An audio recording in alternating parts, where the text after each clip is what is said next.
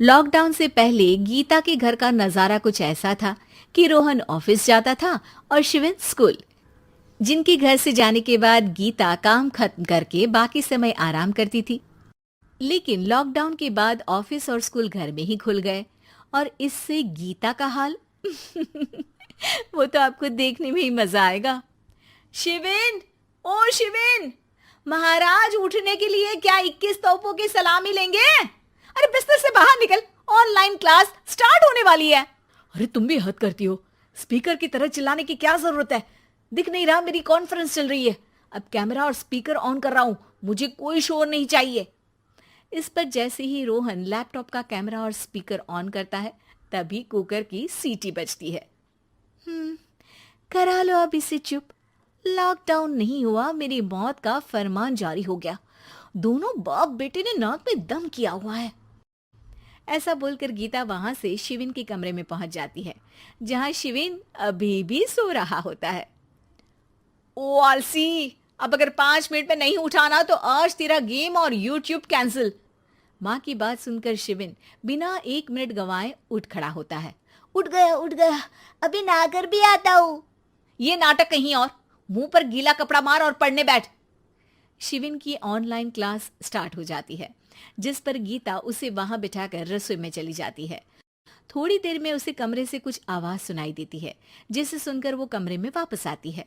हाय राम, तुझे class attend करने के लिए बोला था, कैमरा ऑफ करके बिस्तर पर नाचने के लिए नहीं बोला था। मम्मी मुझे कुछ समझ नहीं आ रहा, आप बाद में पढ़ा देना ना। वैसे भी अटेंडेंस तो लगी गई है। हाँ हाँ बेटा, जरूर बन जा। तू अभी से हम सबका बाप बन जा। अरे नहीं मतलब कहाँ से लाते हो इतना दिमाग, और पढ़ाई करते हुए ये चला कहाँ जाता है? नाइस क्वेश्चन, दिमाग से पूछकर बता दूंगा।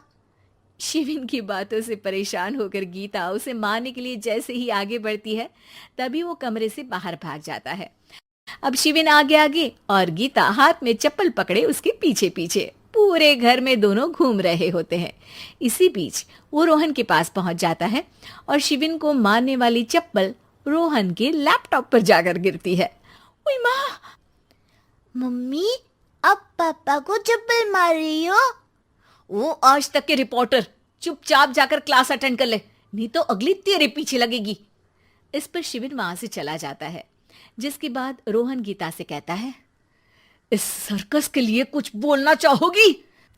अरे क्या करूं, जब से तुम दोनों घर में रहने लगे हो घर अपने आप ही सर्कस बन गया है और मैं तुम्हारी नौकर। कभी बेटी को संभालो तो कभी बाप के नखरे उठाओ। इन्हीं सब उथल पुथल में दिन बीतते रहते हैं, जिसमें हर रोज घर के अंदर कुछ नया सियप्पा खड़ा मिलता है, जो ज्यादातर शिविन और रोहन के ऑनलाइन स्कूल और ऑफिस से रिलेटेड ही होता है। एक सुबह, शिविन चल उठ, आज की क्लास जल्दी है। कैमरा ऑफ करके आप अटेंड कर लो। अरे ऐसे छित्तर पड़ेंगे दादी नानी सब एक साथ याद आ जाएंगी। गीता की लाख मशक्कतों के बाद क्लास तो खत्म हो जाती है, लेकिन उसके बाद शिविन फोन इस्तेमाल करते हुए इंस्टाग्राम रील बनाने लगता है। रसोड़े में कौन था? तुम थी, मैं थी, कौन था? कौन था? हाँ, मैं गरीब हूँ, मैं गरीब हूँ। अरे ओ गरीब के बेटे, आजा, मैं बनाती हूँ तुझे गरीब। मैं बताती हूँ रसोड़े में कौन था। पढ़ाई करने बोलो तो इनकी माँ मर जाती है और ये पागलपंतियां जितनी मर्जी करा लो। गीता शिविन को डांट रही होती है, तभी रोहन बीच में बोल पड़ता है। अरे बच्चा ही तो है, इतना गुस्सा क्यों कर रही हो? बेटे का साथ देने की इसी एक कोशिश में अब शिविन के साथ साथ रोहन भी गीता के गुस्से की सूली पर चढ़ जाता है। अगर बेटे पर इतना ही प्यार आ रहा है तो इसे क्लास अटेंड क्यों नहीं कराते, इसका होमवर्क क्यों नहीं कराते? उस समय तो बहुत जल्दी मीटिंग आ जाती है, वो काम मैं करूं और यहाँ इस बेफिजुली की चीज में तरफदारी करके बन जाओ महान।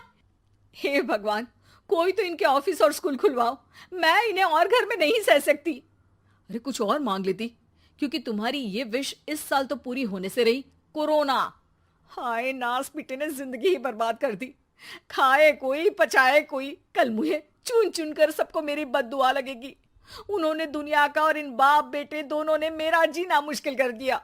गीता वहां से चली जाती है, जिसके बाद रोहन शिविन से कहता है, अरे तुम्हारी मम्मी इतनी भड़की हुई क्यों है?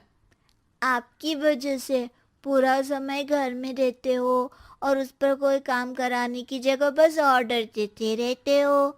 अच्छा बेटे, सारा इल्जाम मुझ पर, पूरा दिन तो वो तुम पर ही चिल्लाती है। हाँ, मतलब दोनों का 50-50 है, कुछ करना पड़ेगा। वो कहते ना, make the best out of worst. I have an idea. वैसे तुम्हारी माँ सही कहती है, बहुत जुबान चलाने लगे हो, कम बोला करो। अगली सुबह रोहन और शिविन अपनी गलती को सुधारने के लिए गीता के उठने से पहले घर का आधा काम खत्म कर देते हैं, जिसे देखकर गीता खुश हो जाती है और फिर बाकी बचा काम वो तीनों मिलकर पूरा कर लेते हैं। जिसके बाद अब वो सब मिल बांट कर हर काम में एक दूसरे की मदद करते हुए लॉकडाउन का मजा लेने लगते हैं।